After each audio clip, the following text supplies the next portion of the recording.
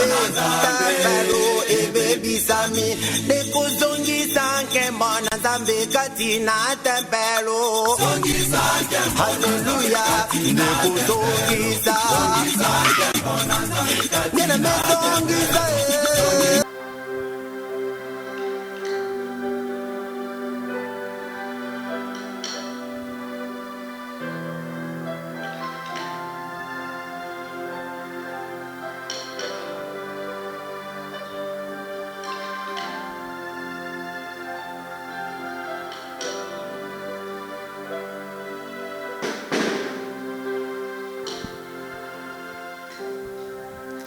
Nalikolo pela moko awana se moko tea kokani na yo na hanguya na kembo yo zanzambe.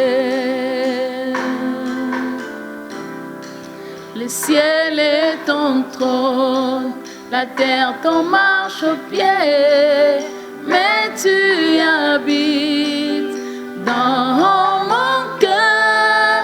Quel privilège d'avoir un Dieu si merveilleux et si grand.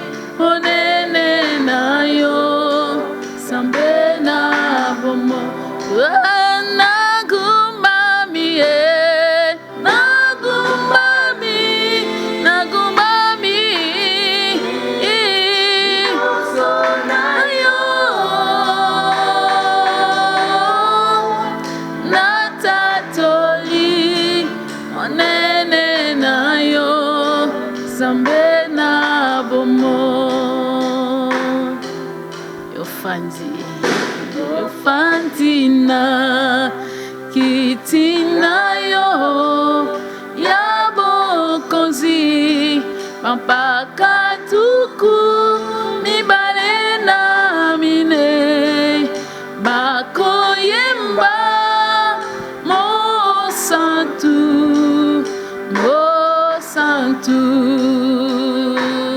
isopenase Helongo Naba Tokoyemba Mo Santu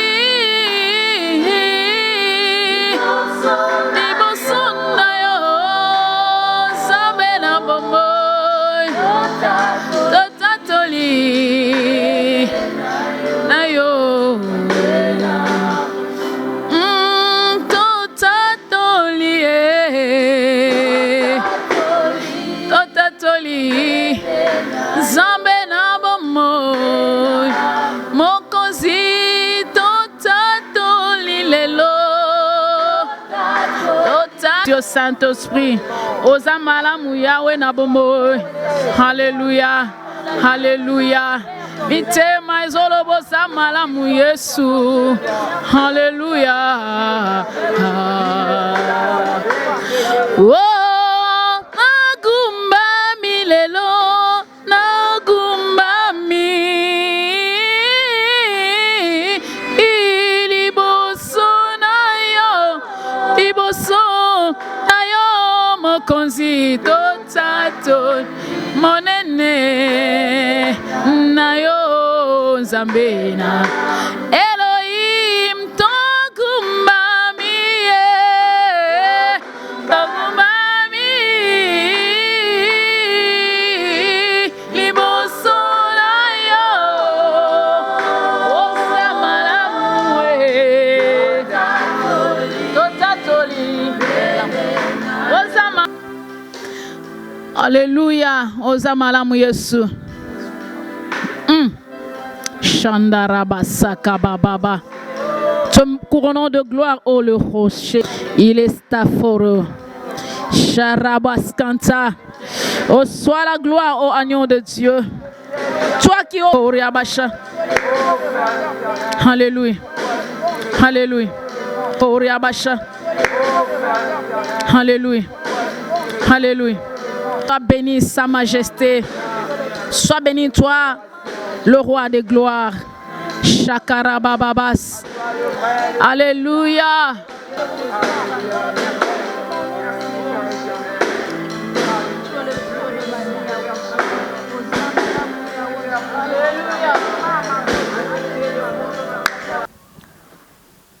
topesi bino mbote na kombo na Yesu Kristo oyo apesi biso libaku ya kokota na basalo na bino na bandako na bino pourquoi pas na babiro. Intervention ya lelo ezali message kolo apesi biso to adressé na église pe na nation et se résumé na makambo mibale ya liboso ezali mboka lolenge nzambe azali komona yango to na français la nation telle que vue par le Seigneur et ya mibale responsabilité ya lingomba tobandi na point liboso ezali la nation telle que vue par le Seigneur. Kolo a remarqué parmi la réalité spirituelle il y a makasi ezali na pouvoir ya ko affecter mboka négativement. Il y a liboso ezali les alliances interdites.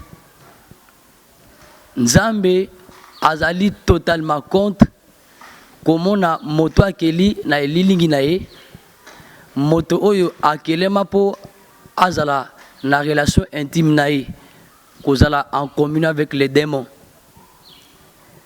Kanisa 2 Corinthiens chapitre 6 verset 13 à 17 kuna balobi quel rapport y a-t-il entre les ténèbres et la lumière? Quel rapport y a-t-il entre l'infidèle avec les fidèles? Quel rapport y a-t-il entre les temples de Dieu et les idoles? Quel rapport y a-t-il entre Christ et Bélial? Ce qui Yesu na Satana baoko fanda na mesa mongote balia baoko fanda na kiti mongote babanda kosola to batambola ensemble. Boni boni moto oyo nzambe azwi molimo na ye atie kati na ye akoyeba te ko tambola mosika na onyo sali ko représenter le diable.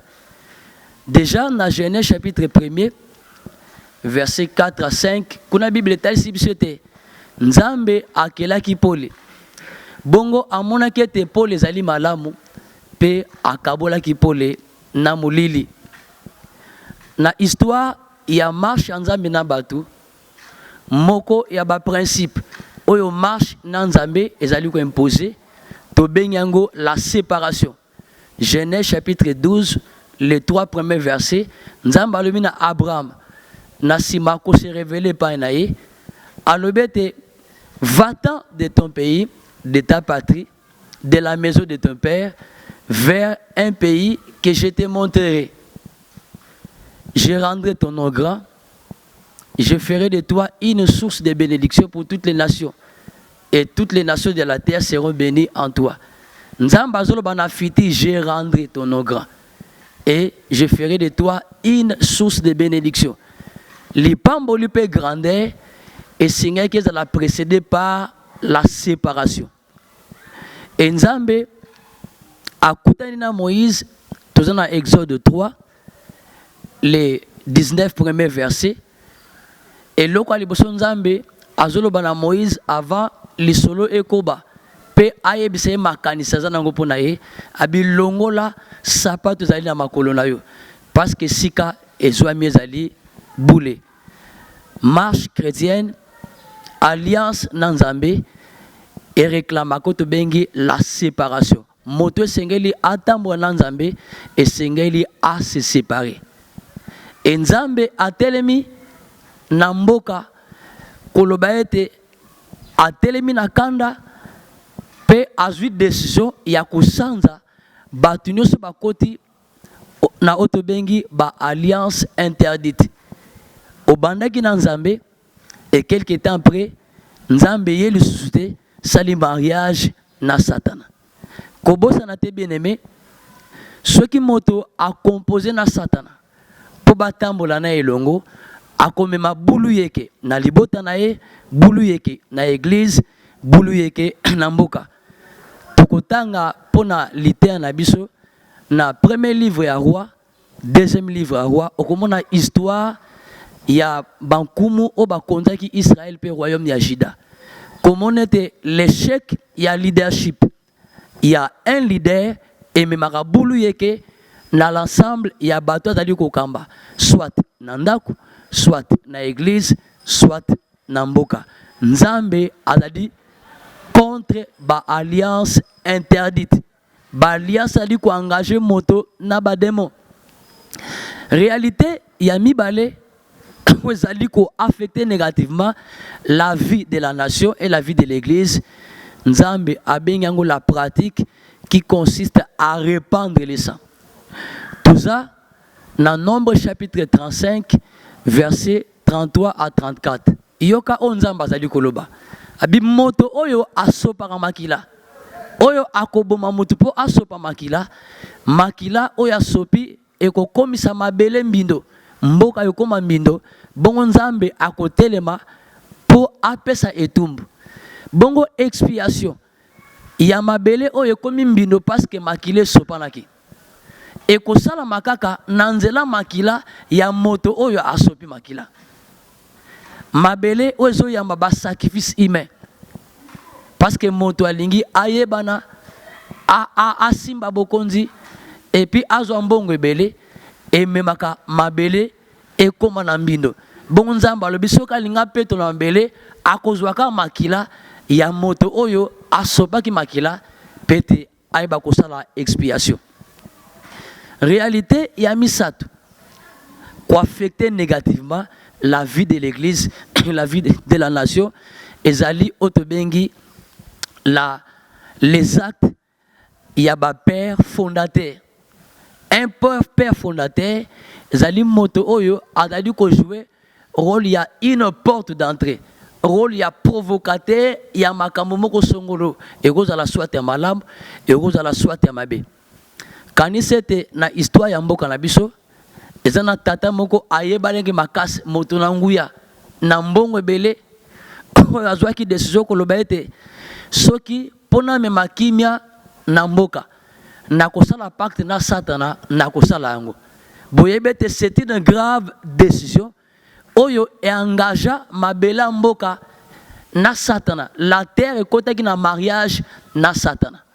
Na komema biso na mukanda Lévitique chapitre 18 kuna nzambe azoloba na oyo etali ba relation contre nature. Idolâtrie ezali une relation contre nature. Moto na satana bakoko composer te po batambola elongo e memaka bulu yeke na mabele, bulu yeke na mboka, bulu yeke na église. Nzambe abeti sete kolobete batu nyonso bazali ko se livrer na makambo misato. Na nzena yango bazomi ma trouble na kati na mboka na kati na église. Alobi atelemi po asanza bango pe abandi kusanza bango. Lévitique 18 à partir verset 24 till 25 kuna Moïse nzamba azoloba na monoko na ye pona koyebisa bana Israël bomoni bamboka bipayo nazotinda bino bozwa possession soki nazobenga na bango bango na ba pratique na bango ya mabe ba komisi mabele mbindo le pays en a été souillé et le pays vomira ses habitants. Nine baneko le kanakana, bato akana, bazaki livré na ba pratique to bengi parmi ba péché grave. Oye me makakana nzambe zali ba déviation sexuelle. Moto azobi mana nyama, moto azobi mana mwana nae, mwana azobi mana tata nae, et puis ezaki na baboti oyo badaye ko pratiquer type moko idolâtrie.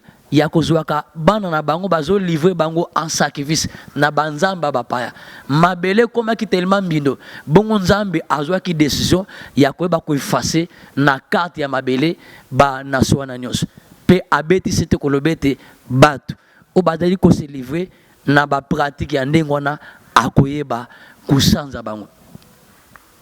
Deuxième point ezali kolobela responsabilité ya église. Histoire oyo ko inspirer biso na onzamba niki koloba na église ya Congo na bato batali na une parcelle du pouvoir eza na 1 roi chapitre 16 kuna bazobeta lisolo pata verset 29 kino na verset 32 histoire ya Akab azali nkumu oyo ayingelaki na bokonzi en remplacement ya roi Omri. Et Bible lobete mokonzi Omri asalaki mabe na miso na Nzambe. Bongo kanda Nzambe kitaki likolo na mboka. Tango Akab a eu pouvoir. Au lieu attirer ba leçon na makambo elekaki dans le passé.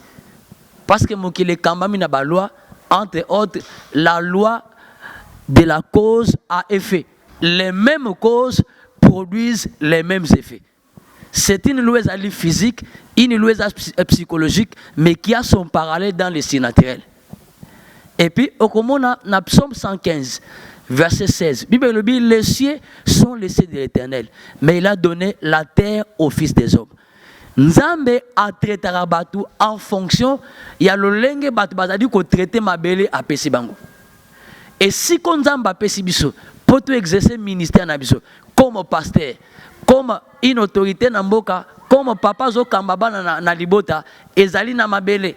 C'est là où le Seigneur nous a donné pour te exercer le ministère. Le lenge, toujours traité mabele, ils appellent les mêmes traitements nzamba ko réservé na attitude de batubaza nango envers mabele. Kuna nzamba salakete mobeko moko mobeko dans les lois spirituelles et kambaka mokile et bakolanda batu la loi du semail et de la moisson. Auto ko seme na mabele yango ne to récolter. Surtout seme makila, to seme bondoki, to ko récolter les résultats o bondoki et pesaka. Or mabele zo yamba bondoki, mabele zo yamba magie, mabele zo yamba makila, mabele zo yamba idolâtrie et poussa kanzambe atinga mabele esanza même bato bafandi na kata mabele wana. Tozongi na Akab. Bible lobete asalaki o ezalaki mabe na miso na Nzambe. Na kokopiaka etamboli ya Jéroboam. Jéroboam ezali mokonzi oyo a remplacé ki Salomon tango mboke kaboni 10 tribus eke na Israël, Benjamin na Juda batikali pona ko former royaume ya Juda. Bongo Jéroboam tango zi bokonzi. Abi lokola hôtel ya nation. Ezana Jérusalem côté bato ya Juda baza.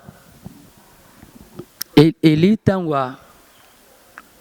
à Télémi, le problème est spirituel, il fallait apporter une solution spirituelle. À une négociation na gouvernement, tout ça la milice moko pour te renverser les pouvoirs. Abi rassemble tous les peuples, tout qui na Carmel. Naba prophète 850 prophètes Yabal, naba membre gouvernement, tout le monde était là. Et Bible le bête, Eli a même peuple na démarche moko où Seigneur a la réconcilier na Nzambe oyo ba baby saki na ye boyokani abiti tango nini bokozala tantôt na ngambo oyo tantôt na ngambo oyo parce que situation zala qui était confusion zala qui tellement makasi na mboka même les peuples bandeko yebate Nzamba solo azawapi. Démarche ya ele sengeki peuple azala amené na kata repentance. Et la repentance to lobe tezali priorité. ya nzambe na temps otozali. Pote situation ba ko changer et sengeli libota na nzambe et ba ko se repentir. Ba pasteur, les églises et puis mboka nyonso à tous les niveaux, nzamba zo réclamer la repentance. Carmel ezali rendez-vous, il y a ba vrais adorateurs avec le Saint-Esprit pour na ba ko tombola les parfums et pas tata. Et Bible le dans 1 Roi chapitre 18 à partir verset 30, Élie a restauré l'autel. L'autel, il y a adoration. Et Sengele a restauré na kati na mboka. Mois de juin, ezali mois de sacrifice, ezali mois d'adoration. Na ba église nyonso, nzamba sengi na ba pasteur, asengi na ba nzambe, tomata na hôtel, il y a adoration. Pourquoi? Premièrement, hôtel. Bisika nyonso ezali installé et jouera barole mibale. 1. Posséder la terre. 2. Contrôler la création. Botala marche ya nzambe na tata na biso Abraham. Bisika nyonso nzamba bande ko se révéler na Abraham, Abraham bande ko tonga hôtel. Na sima bande ko présenter ba sacrifice. Ezaki na double signification. 1. Posséder la terre. 2. Contrôler la création. Mais en même temps, son adoration, il a une réponse. Dans la révélation de Nzambe, à telle ou telle étape, il y a marche. Et hôtel, il y a adoration, ils ont composé dans les éléments. 1. Une terre, où Sengeli hôtel les a installé. 2. Une divinité, Nzambe Sengeli Bagumba mena hôtel. 3. Les sacrificateurs. Nganganzambe sengeli amema sacrifice. 4. Les sacrifices. Hôtel, il y a Élise qui complet. Babi, il releva l'hôtel. Il y a 12 pierres aux allas qui renversées. Le problème, il y a l'église, elle était à perte d'autorité. L'hôtel les a renversés. Et sengeli hôtel et bakoté les mais à la restaurer. Naba église, pourquoi pas na cadre na nation abisso. Élie a présenté sacrifice. Bible le bête au moment de la présentation de l'offrande du soir. Et oyo Élie a salaki na Mont Carmel, ezaki une image. Et je crois annoncer biso oyo tata moko, champion moko. Na benga les champions du monde de toutes les catégories. Ayeba ko sala. Pour traiter les problèmes de la terre, il a fallu un hôtel. Il a fallu un sacrifice. Puisque le problème de l'homme avait la dimension de Dieu, il a fallu un sacrifice qui avait la dimension de Dieu pour traiter un problème qui avait la dimension de Dieu. Et Jésus-Christ, le souverain sacrificateur, était à la fois lui-même le sacrifice, mais en même temps aussi le sacrificateur. Il est entré dans le lieu très saint avec son propre sang. Il s'est offert avec un esprit éternel. Il a posé les bases, il y a une véritable adoration. Et dans la chambre haute, ils ont dit qu'on inaugurait l'ère des vrais adorateurs. Pendant qu'il y a les la lobby éternel, que l'on sache que toi, tu es Dieu en Israël. Et que moi, je suis ton serviteur. Et que je fais toutes choses selon ta parole. Réponds-moi, éternel, réponds-moi, afin que ce peuple sache que c'est toi qui ramène l'air que Bible le bête moto anzambe kita kinakata etumbelo. Et la confusion a cessé. Quel est l'impact il y a adoration du kolamboka? Dieu sort de son silence. Pendant cette période de confusion, on a l'impression comme si Nzamba yebilikamba kongote, bato bazo sopa makila, bazo salo balingi, bazo kota na alliance contre nati, bakanisi ke Nzamba zo moni le côté. Quand la vraie adoration monte au ciel, Dieu sort de son silence. Et quand la vraie adoration est déclenchée, l'enfer doit quitter la scène. Tant Élie a mati la scène, parce que c'est là qu'il est véritable à se révéler. Le prêtre de Baal, na hôtel na bango, il fit frapper de paralysie. Bami zoki si croyait que ce qui makile tangi Baal a repé sa bango réponse. Baal bakanga ke catch, hôtel bakangi catch, bango mo bakangi bango bakatch. Il est temps que le parfum monte. Parce que Nzambe a télémi a déstabilisé tous les hôtels et ont même abouluyeke na kati na mboka. Et c'est temps, c'est Kouké déjà bien aimé. Dieu va répandre une provision surnaturelle. La véritable adoration, ce qui parfait mati, et libérera la provision surnaturelle. Ose communiquer dans l'église l'autorité suffisante pour que l'église et résoudre les défis majeurs. Il y a époque. Ce qu'il y a dans l'époque, quels sont les défis que s'attaquer? Il devait restaurer l'hôtel. À partir de l'hôtel, Nzamba a restauré l'église pour traiter les problèmes de la nation. Eli atina ki mutu moko ta beta maboko. L'heure viendra, même batu bandimate que Yesu a réuni na mboko, bako beta maboko, bako lo ba l'Éternel règne. Nde ba lo ba na sangomalam l'Éternel règne. Parce que là où il y a l'adoration véritable, le Seigneur exerce son règne. Et l'adorateur opère à partir d'un trône très élevé, le trône du Seigneur. Parce que ça en connexion avec le trône céleste. Ils ont déposé Katinae, expression d'adoration, des paroles d'adoration, ils ont libéré l'esprit d'adoration. Nzamba yebisa biso pour terminer, oyebisa église. Adorer, c'est une autre manière de faire le combat spirituel. Là, on place le Seigneur en avant-plan. Nous, on se retire, maintenant c'est le Seigneur qui combat. La véritable adoration, et même un bouleversement. Ces jours-là, suspense et loin qui n'amboka. Tout le monde était convaincu qu'elle est celle, les véritables, l'unique, Isaac Nzambia, Abraham, il y a Isaac, il y a Jacob.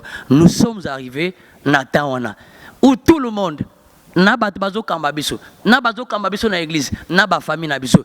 Tout le monde a la conscience de la présence de Dieu tellement intense. Parce que nous sommes arrivés dans un moment. Autouni, est-ce que Makambo est possible? Oui. Dans le bien très fort, oui, c'est possible. Parce que tous allez cette génération, au prophète Joël à Sakola, dans les derniers jours, je répandrai de mon esprit. Si tout chair, vos fils et vos filles prophétiseront.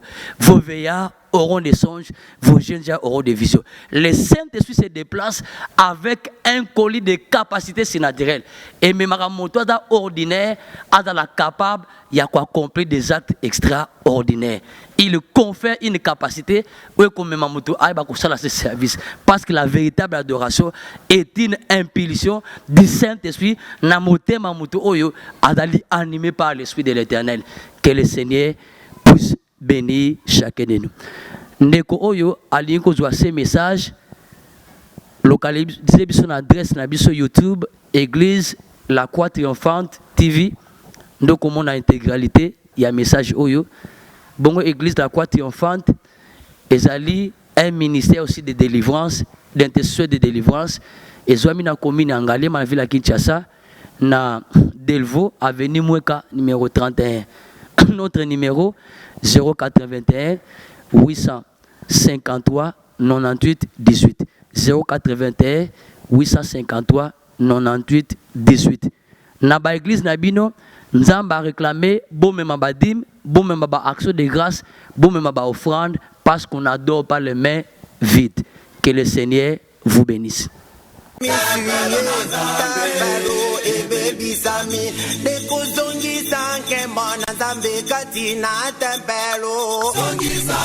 Hallelujah.